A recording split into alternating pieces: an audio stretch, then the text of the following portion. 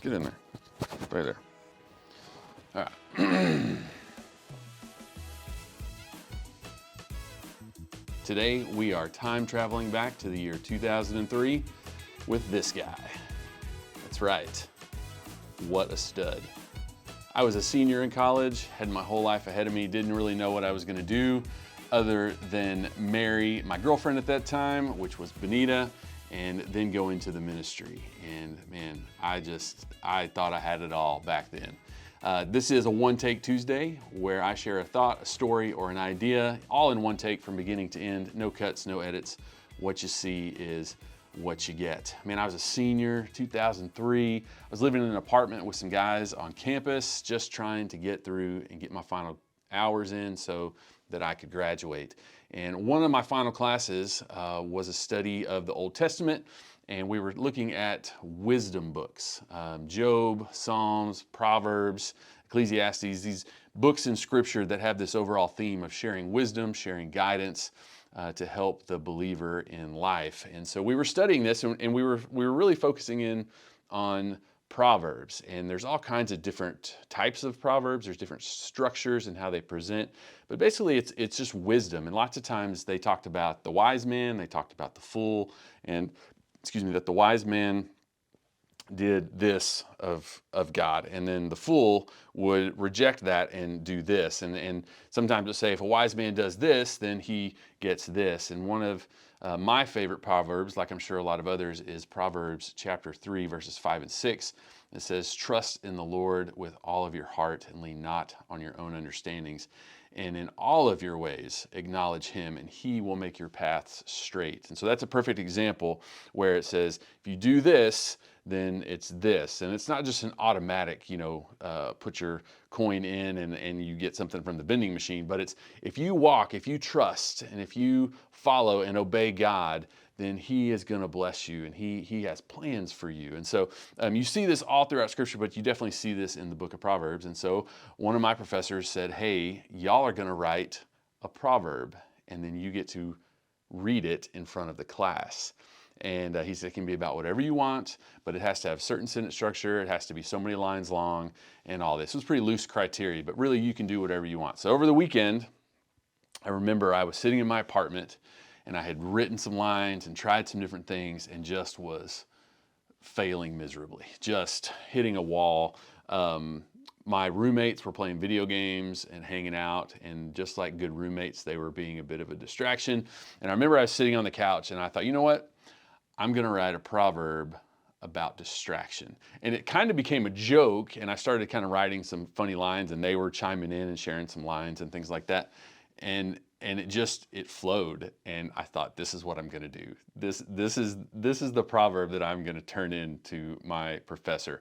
And so I got it done. I was excited about it. It's one of those things that you're like, dude, that's pretty good. But you just don't really know how your professor and how others may respond to it, because I couldn't just turn it in. I had to get up in front of my class and read this. And so Monday rolls around and we go into class, and he asks for volunteers, and a few people volunteered, and they got up and man, they start reading these proverbs that could have been from Proverbs. Like they're talking about God's love and the goodness of God and all of these things. And then I start to panic a little bit, and I'm thinking, we could really write this about anything, right? Like it doesn't have to be about God. And I got a little nervous, and somebody else got up and read one that wasn't about like God and Scripture. It was just about something else. And I thought, okay, I got to do this, or I'm going to get in my head and freak out. And so I go up in front of the class, and this was my proverb of distraction from 2003. Proverb of distraction. Just as a person's life is plagued with troubles, so a student's studies can suffer from mindless entertainment. Beware of movies and video games, for they are like a thief stealing time. For even as I write these very words, my progress is hindered by the brilliant graphics of a game. Guard your hearts against all evil. Keep safe your mind from the box of X. The playing of the station can distract even the purest of heart. Maneuver Hawk as he stomps a 900. Tony Hawk was really big back then. Control Tiger as he drains a 30-footer. A faithful student works diligently. Poor is the work of a scholar who is lazy. Take heed, brothers. Watch episodes 4, 5, and 6 in one sitting will leave you lacking in rest. The antics of Lloyd and Harry will stir up laughter, but definitely hinder learning. Dear children, great are the blessings of those who study, but better are the brothers who seek their princess in yet another castle. Lots of mixed reactions. Some people laughed. Some people just kind of thought, what is he talking about?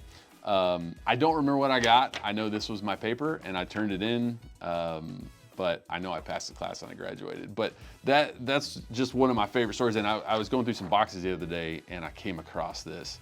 And I just thought, I got to share this. This doesn't need to live in a box. And I don't know what you think about it.